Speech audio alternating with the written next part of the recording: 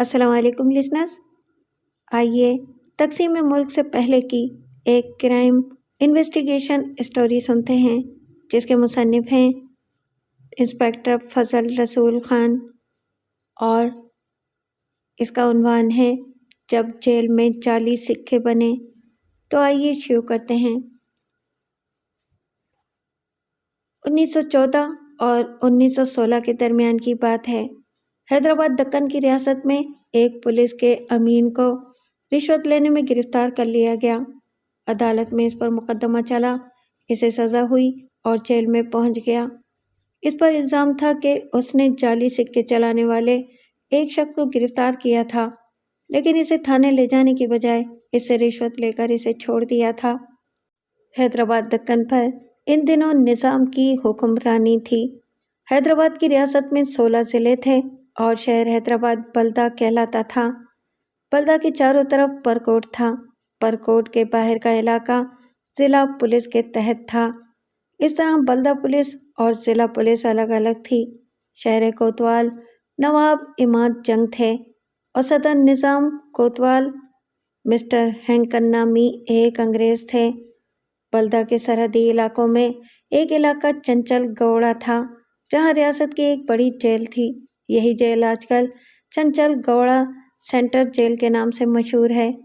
ایک دن شہر کوتوال کو خبر ملی کہ جیل میں جعلی سکے بنائے جا رہے ہیں۔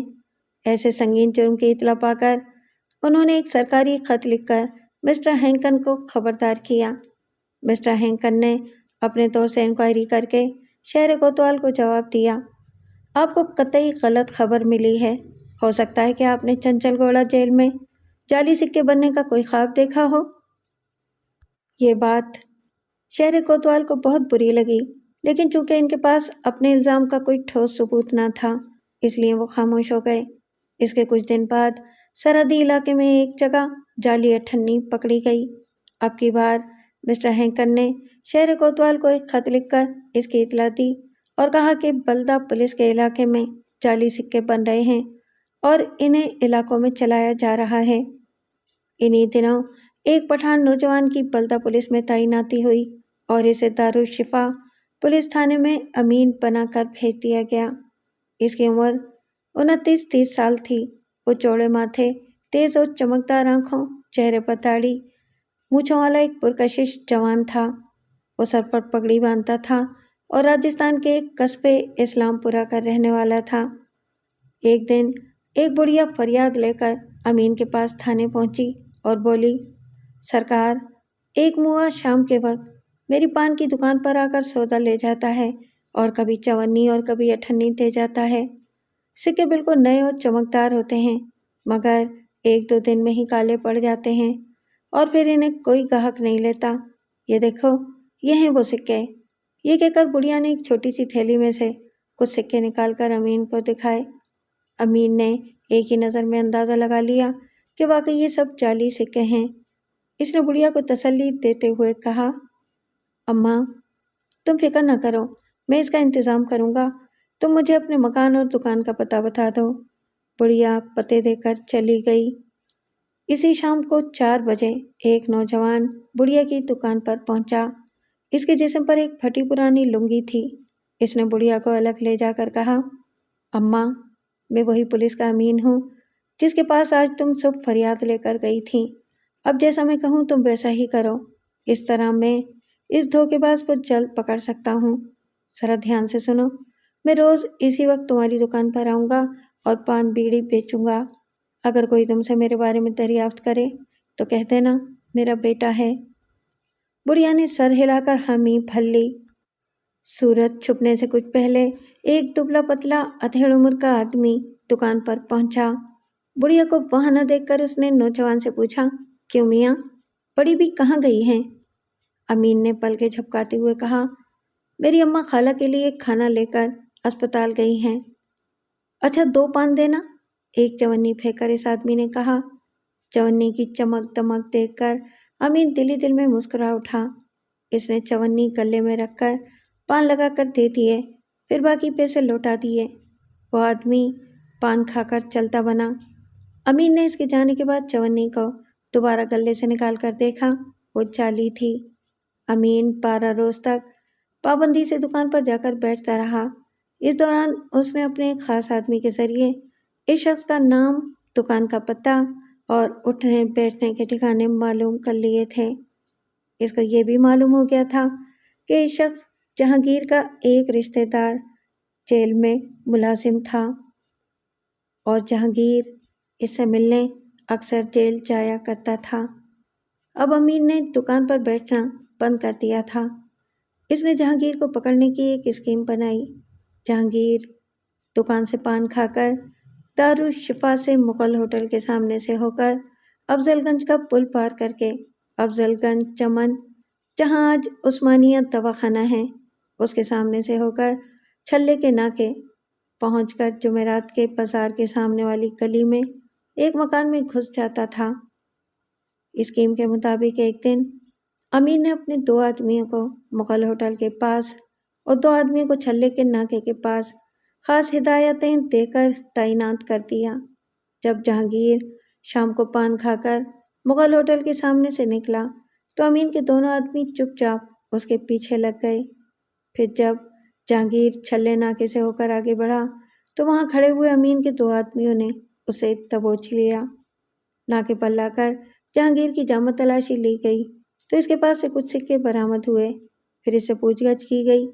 پہلے تو جہانگیر نے ٹال مٹول کی، مگر جب امین نے سختی کا برتاؤ کیا تو وہ ٹوٹ گیا اور بولا، صاحب، میرا ایک رشتہ دار یعقوب جیل میں برق انداز ہے۔ جیل میں قیدیوں پر نظر رکھنے والے پہرے دار کو برق انداز کہا جاتا تھا۔ وہی مجھے جعلی سکے آدھی قیمت پر سپلائی کرتا ہے۔ اس کے علاوہ مجھے کچھ بھی معلوم نہیں۔ جہانگیر کی باتوں سے مطمئن ہو کر امین نے اسے وارننگ دیتے ہوئے کہا، دیکھو، آج سے یہ دھندا چھوڑ دو اور حلال کی روزی کھاؤ۔ یعقوب کے پاس اب کبھی ملنے نہ جانا، اور یہ بات بھی کسی کو نہ بتانا کہ ہم نے تمہیں اس جرم میں پکڑا تھا، ورنہ مجھ سے برا کوئی نہ ہوگا۔ جہانگیر امین کو سلام کر کے چلا گیا۔ مجرم کو اس طرح پکڑ کر چھوڑ دینے کی خبر چھپ نہ سکی، چونکہ ایک مجرم کو پکڑ کر اس کے خلاف کوئی کارروائی کیے بغیر امین نے اسے چھوڑ دیا تھا، اس لیے امین کے خلاف یہ الزام لگایا گیا کہ اس نے مجرم سے رشوت لی تھی اور اسے چھوڑ دیا تھا۔ اس طرح امین کے خلاف مقدمہ بنا کر اسے جیل بھیج دیا گیا۔ بیچارہ امین جیل میں 3 دن 3 رات اپنی قسمت پر آنسو بہاتا رہا۔ اس درمیان جعلی سکے بنانے والے گروہ کے ممبروں کو بھی اس کے بارے میں سب کچھ معلوم ہو گیا تھا۔ یعقوب نے امین کے بارے میں بتاتے ہوئے اس گروہ کے ممبروں سے کہا تھا، یہ بیچارہ پولیس افسر میرے رشتہ دار کو چھوڑ دینے کی وجہ سے جیل میں ڈال دیا گیا ہے، اس لیے اس گروہ کے ممبروں کو امین سے ہمدردی ہو گئی اور انہوں نے اپنے اثر سے کام لے کر امین کو اپنے وارڈ میں ہی بلا لیا۔ گروہ کے سرغنہ نے، جس کا نام امیر علی تھا، امین کو تسلی دیتے ہوئے کہا، اجی صاحب، آپ جیسے شریف آدمی کے لیے اب پولیس کے محکمے میں کوئی جگہ نہیں ہے۔ آپ کسی بات کی فکر نہ کریں، کیمیا کا نسخہ ہمارے پاس ہے، آپ جب چاہیں ہم آپ کو وہ نسخہ بتا دیں گے۔ کیا دھرا ہے پولیس کی نوکری میں؟ ہم اپنی طرف سے آپ کے مقدمے کی پیروی کرنے کے لیے وکیل کھڑا کر دیں گے۔ امیر علی کی ہمدردی سے متاثر ہو کر امین نے کہا، اب مجھے آپ لوگوں کا ہی سہارا ہے۔ پھر امیر علی نے جلدی امین کو اپنے گروہ میں شامل کر لیا اور اس طرح امین بھی ان کے ساتھ مل کر جعلی سکے بنانے میں ان کا ہاتھ بٹانے لگا۔ وہ لوگ جعلی سکے اپنے وارڈ میں آدھی رات کے بعد بناتے تھے۔ سکے ڈالنے کی مشین کو وہ فرش کے پتھر کے نیچے چھپا کر رکھ دیتے تھے۔ سارا کام اتنے خفیہ طریقے سے ہوتا تھا کہ اس کی کسی کو کانو کان بھی خبر نہ ہوتی تھی۔ 2-2.5 مہینے بعد امین کی طرف سے ہائی کورٹ میں اپیل دائر کی گئی تو عدالت نے امین کے خلاف ثبوت کو ناکافی قرار دیتے ہوئے اسے بری کر دیا۔ امین کو جیل سے رخصت کرتے وقت امیر علی نے ڈھیر سارے جعلی سکے اسے دیتے ہوئے کہا، دوست، ہم لوگوں کی طرف سے یہ معمولی نذرانہ قبول کرو، تمہارے کام آئے گا۔ اب نواب صاحب تو تمہیں نوکری دینے سے رہے۔ جیل سے چھوٹ کر بیچارہ امین سڑکوں کی خاک چھاننے لگا اور ادھر گروہ بے فکر ہو کر اپنا دھندا کرتا رہا۔ ایک دن جیل کے بڑے افسر کو شہر کوتوال کا ایک خفیہ خط ملا جس میں لکھا تھا، مجھے معتبر ذرائع سے معلوم ہوا ہے کہ جیل کے کچھ قیدی آج رات کو جیل توڑ کر بھاگنے کا منصوبہ بنا رہے ہیں۔ چونکہ جیل بلدہ کے علاقے میں ہے، اس لیے حفاظتی قدم کے طور پر بلدہ پولیس کو جیل کا گھیرا ڈال دینے کا حکم دے دیا گیا ہے۔ آپ بھی جیل کے اندر ضروری انتظامات کر لیں۔ بلدہ پولیس کے کچھ عہدیداروں کا ایک خاص دستہ جیل کے پھاٹک پر بھی رکھا جائے گا، جو وقت آنے پر آپ کو بتا دے گا کہ کس وقت جیل کے کس حصے کی دیوار توڑی جانے والی ہے۔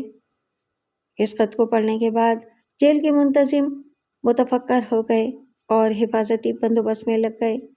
رات کے 11 بجے جیل میں خطرے کی گھنٹی بج اٹھی۔ جیل کے اندر فوراً سنسنی پھیل گئی۔ اس سے پہلے جیل کے منتظم کچھ سمجھ پاتے، پولیس نے کلی قیدیوں کو گرفتار کر لیا۔ پھر پولیس نے اس وارڈ کے فرش کے پتھروں کو ہٹا کر سکہ سازی کا سامان اور ڈھیر سارے جعلی سکے برآمد کر لیے۔ اس طرح جعلی سکے بنانے والوں کا پورا گروہ سارے ساز و سامان کے ساتھ پکڑا گیا۔ پولیس کے اس خاص دستے کا انچارج جو تھے، ان کا نام فضل رسول خان تھا، جن کے سراغ رسانی کے کارناموں نے مجرموں کی دنیا میں تہلکہ مچا رکھا تھا۔ اور آپ کو یہ سن کر حیرت ہوگی کہ دارالشفا پولیس تھانے کا وہ نوجوان پٹھان امین جس کو سزا ہوئی تھی، فضل رسول خان ہی تھے۔ دراصل جعلی سکوں کے بارے میں اس پان والی بڑھیا سے ساری باتیں سن کر انہوں نے جس طرح جہانگیر کو گھیرا تھا، اس طرح وہ مطمئن نہ تھے، کیونکہ جہانگیر کو سزا دلانے سے وہ پورے گروہ تک پہنچ نہیں سکتے تھے۔ ان کو تو یہ پتہ لگانا تھا کہ اس گروہ میں کون کون آدمی ہیں، ان کا سرغنہ کون ہے اور ان جعلی سکوں کو باہر کس طرح بھیجا جاتا ہے۔ یہ ساری باتیں معلوم کرنے کے لیے انہوں نے ایک اسکیم بنائی۔ اس کے علاوہ جعلی سکے جو ان کو جہانگیر سے ہاتھ لگے تھے لے کر وہ اپنے بڑے بھائی مولوی ابراہیم خان کے پاس گئے۔ مولوی صاحب اس وقت بلدہ پولیس میں صدر امین تھے۔ نواب صاحب سے ان کے گہرے مراسم تھے۔ مولوی صاحب اپنے بھائی کی کارگزاری سن کر بہت خوش ہوئے۔ وہ انہیں اپنے ساتھ نواب صاحب کے پاس لے گئے اور سارا قصہ ان کو کہہ سنایا۔ نواب صاحب نے سارا ماجرا سن کر مولوی صاحب کو حکم دیا، آپ فوراً جہانگیر کو گرفتار کر لیں اور میں یعقوب کے بارے میں ابھی جیل کے عہدیداروں سے بات کرتا ہوں۔ اس پر خان صاحب نے نواب صاحب سے کہا، علی جاں، اگر جہانگیر کو گرفتار کر لیا گیا یا جیل سے یعقوب کے بارے میں بات چیت کی گئی تو یہ بات آنن فانن پھیل جائے گی اور گروہ ہوشیار ہو کر سارے ثبوت مٹا دے گا۔ اس لیے ہمیں پہلے اس گروہ کے بارے میں ساری معلومات حاصل کرنا چاہیے اور پورے گروہ کو ٹھوس ثبوت کے ساتھ گرفتار کر لینا چاہیے۔ یہ تو آپ ٹھیک کہہ رہے ہیں، لیکن جیل سے یہ ساری معلومات ملیں گی کیسے؟ نواب صاحب نے پوچھا۔ اس کی بھی ایک ترکیب ہے علی جاں، خان صاحب نے سنجیدہ لہجے میں کہا، آپ مجھ پر جہانگیر سے رشوت لے کر اسے چھوڑنے کے الزام میں مقدمہ چلائیں اور مجھے جیل بھجوا دیں۔ گروہ کے لوگوں کو تو یہ بات معلوم ہو ہی چکی ہے کہ میں نے ان کے ایک آدمی کو چپ چاپ چھوڑ دیا ہے، اس لیے میرے خلاف مقدمہ چلنے اور میرے جیل جانے پر ان کو کوئی شک نہ ہوگا۔ وہ اسے چال نہیں حقیقت سمجھیں گے، پھر وہ یقیناً میرے ساتھ ہمدردی سے پیش آئیں گے۔ بعد میں عدالت عالیہ مجھے کوئی ٹھوس ثبوت نہ ہونے کی بنا پر رہا کر دے گی۔ اس وقت پورے گروہ کو اس کے سارے ساز و سامان کے ساتھ گرفتار کرنے میں مزہ آئے گا۔ چونکہ ان کی بات میں وزن تھا، اس لیے نواب صاحب نے ان کو اپنے طور پر تفتیش کرنے کی ساری سہولتیں مہیا کر دیں۔ بھلا یہ بات کون سوچ سکتا تھا کہ جیل توڑ کر بھاگنے والے قیدیوں کو پکڑنے کے ناٹک کی آڑ میں بلدہ پولیس ایسا کمال کر دکھائے گی۔ اس طرح خان صاحب نے اپنی سوجھ بوجھ اور ہمت سے ایک اور کارنامہ کر دکھایا، جسے جس نے بھی سنا اسی نے تعریف کی۔